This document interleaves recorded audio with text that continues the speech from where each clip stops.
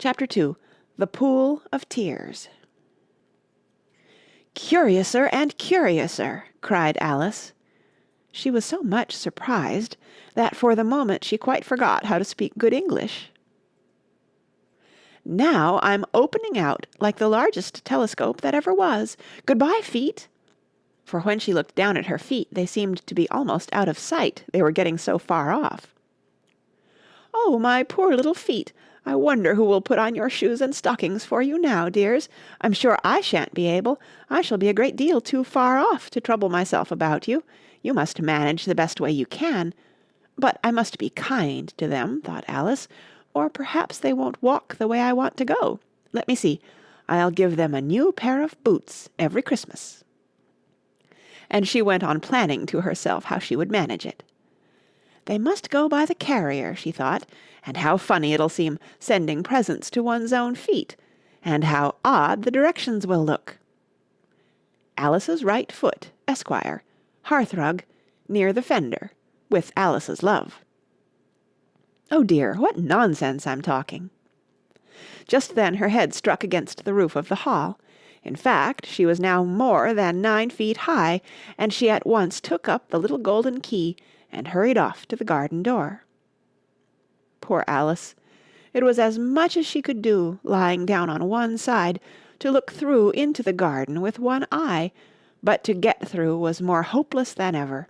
She sat down and began to cry again. "You ought to be ashamed of yourself," said Alice, "a great girl like you." She might well say this.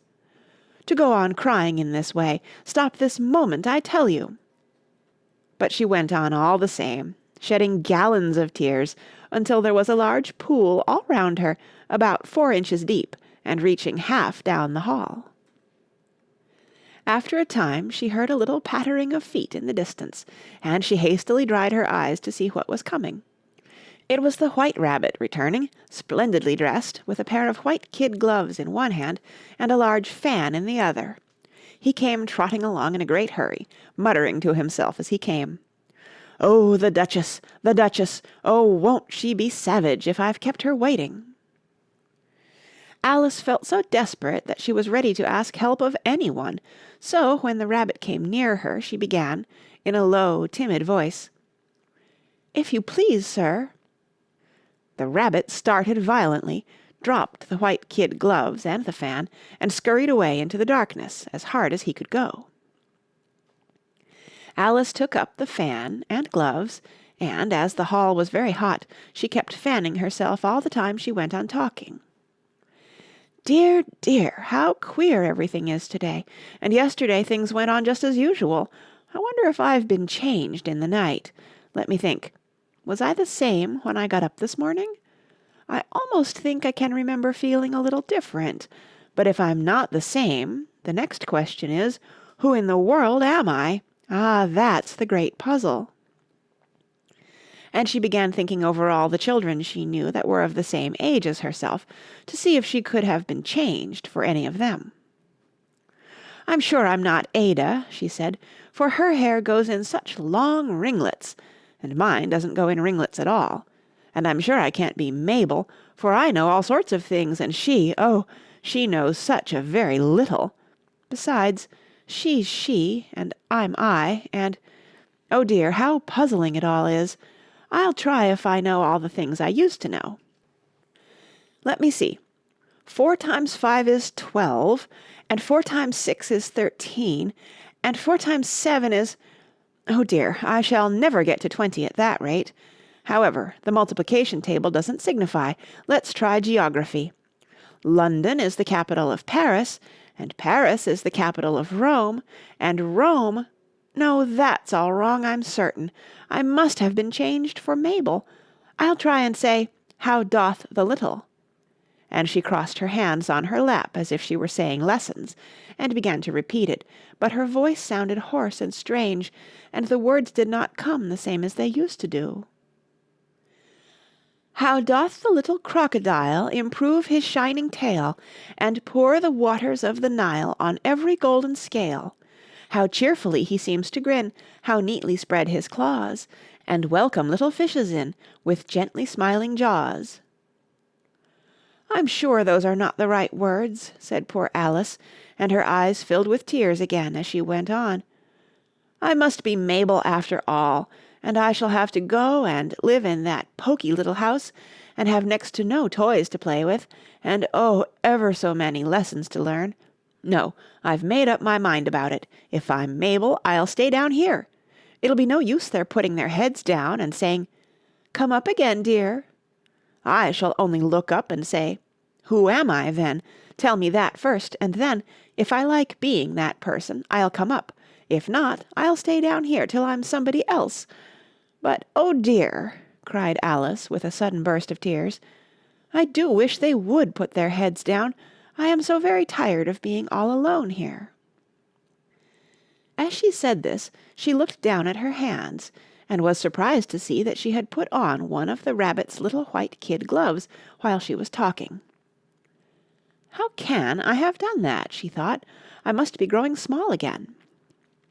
She got up and went to the table to measure herself by it, and found that, as nearly as she could guess, she was now about 2 feet high, and was going on shrinking rapidly. She soon found out that the cause of this was the fan she was holding, and she dropped it hastily, just in time to avoid shrinking away altogether. "That was a narrow escape," said Alice, a good deal frightened at the sudden change, but very glad to find herself still in existence. "And now for the garden!" And she ran with all speed back to the little door, but, alas, the little door was shut again, and the little golden key was lying on the glass table as before. "And things are worse than ever," thought the poor child, "for I never was so small as this before, never, and I declare it's too bad, that it is."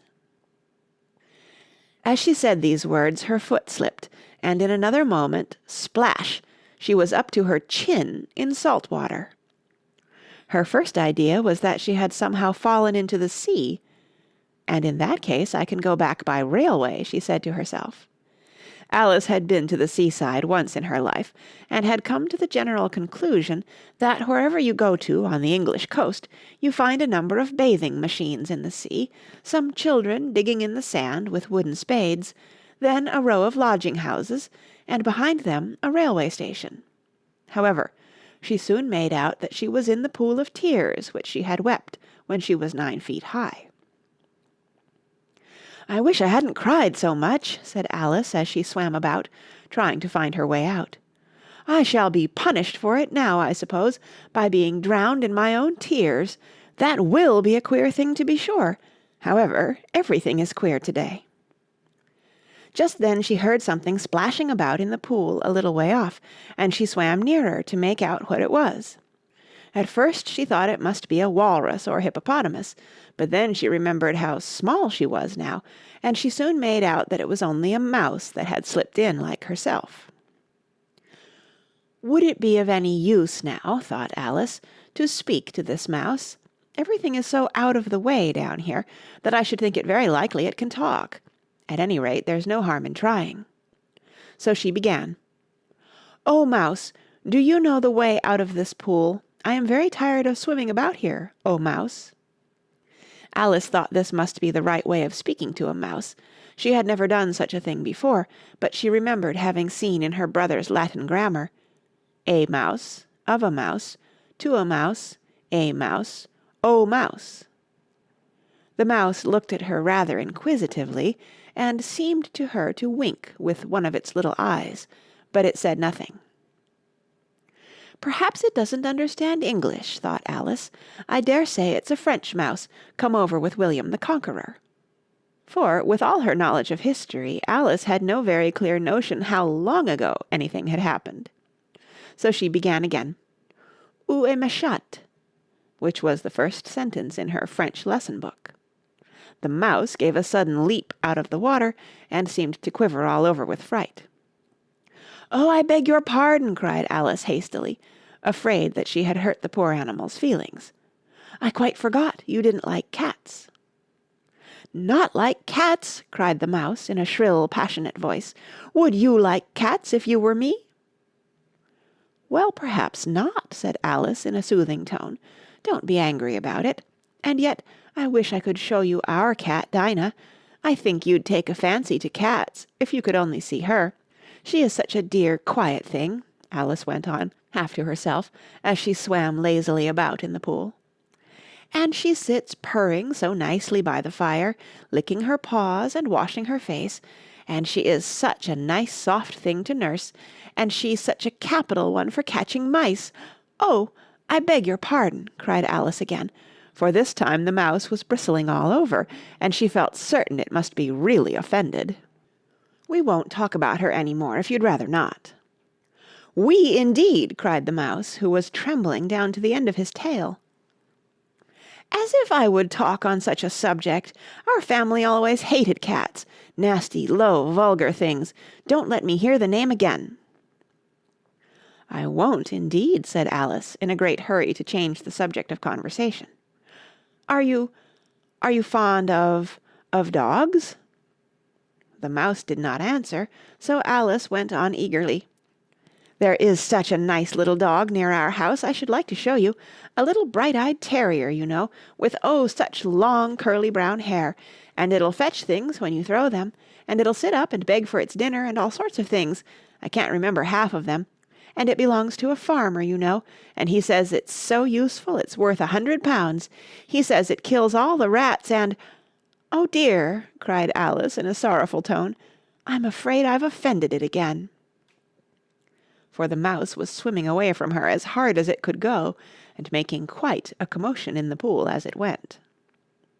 So she called softly after it, "Mouse dear, do come back again, and we won't talk about cats or dogs either if you don't like them." When the mouse heard this, it turned round and swam slowly back to her.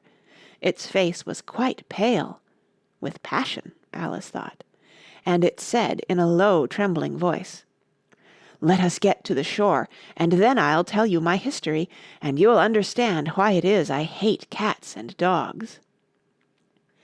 It was high time to go, for the pool was getting quite crowded with the birds and animals that had fallen into it.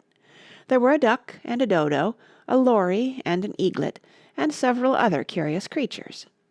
Alice led the way, and the whole party swam to the shore.